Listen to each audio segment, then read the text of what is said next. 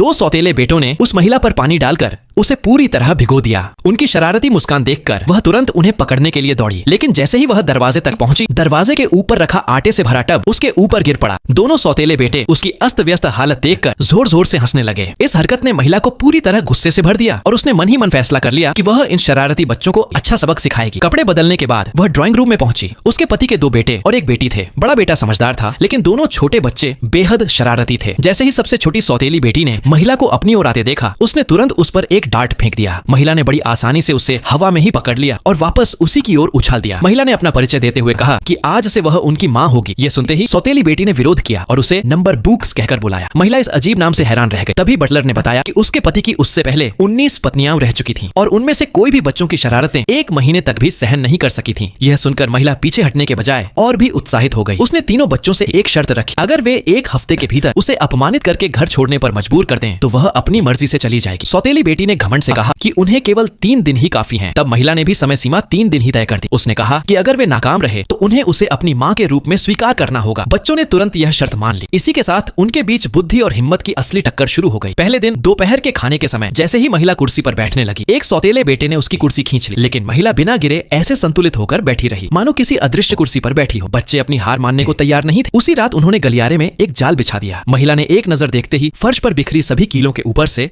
आसानी से कदम रख दिए। बच्चे हैरान रह गए। उन्होंने कभी नहीं सोचा था कि वह इतनी कुशल होगी। अगले दिन उसे जल्दी हराने के लिए उन्होंने नई चाल चली। बटलर के हाथों उन्होंने उसके लिए एक उपहार भिजवाया। जब महिला ने डिब्बा खोला तो उसमें एक जिंदा सांप था, लेकिन वह बिल्कुल भी नहीं घबराई। उसने पूरी शांति से उस सांप को संभाल लिया। दोनों बच्चे अपने कमरे में लौटकर शिकायत करने लगे कि उससे निपटना नामुमकिन है। तभी सौतेली बेटी की नजर बिस्तर के नीचे गई। उसने तुरंत चादर उठाई और वहां सांप को छिपा देखकर जोर से चीख पड़ी। महिला शांत भाव से कमरे में आई और पूछा, क्या हुआ? अगले ही पल उसने सांप को उठा लिया और धीरे धीरे बच्चों की ओर बढ़ने लगी। एक सौतेला बेटा इतना डर गया कि वहीं बेहोश होकर गिर पड़ा। महिला ने उन्हें याद दिलाया कि शर्त पूरी होने में अब सिर्फ 1 दिन बाकी है और फिर वह कमरे से बाहर चली गई। तीसरे दिन सुबह सुबह बटलर ने आकर महिला को जगाया और उसे एक तस्वीर दिखाई। तस्वीर में दोनों बच्चे एक सुनसान जर्जर इमारत के अंदर दिखाई दे रहे थे। पहले तो महिला को लगा कि यह भी उनकी कोई नई शरारत है। फिर भी वह बटलर के साथ उस इमारत तक पहुंची। वहां दोनों बच्चे डरे सहमे दिखाई दिए और उससे अपनी जान बचाने की गुहार लगाने लगे। महिला को अब भी यकीन नहीं हुआ, लेकिन तभी उसे बम की उलटी गिनती की आवाज सुनाई दी। वह तुरंत बम की ओर दौड़ी। महिला को इतना घबराया हुआ देखकर बच्चों को लगा कि उनकी योजना सफल हो गई है। जैसे ही महिला बम को बाहर फेंकने वाली थी, सौतेली बेटी ने उसे पकड़ लिया और कहा कि यह तो सिर्फ नकली बम है जिसे उन्होंने मजाक के लिए बनाया है। लेकिन महिला कई वर्षों तक एक गुप्त एजेंट रह चुकी थी। उसने एक नजर में पहचान लिया कि बम असली था। विस्फोट होने में केवल कुछ ही सेकंड बचे थे। उसने तुरंत बम को सौतेली बेटी के हाथ से लात मारकर दूर फेंक दिया और उसे इमारत के बाहर उछाल दिया। फिर उसने दोनों बच्चों को पकड़कर सुरक्षित स्थान पर पहुंचा दिया। अगले ही पल जोरदार धमाके के साथ बम फट गया।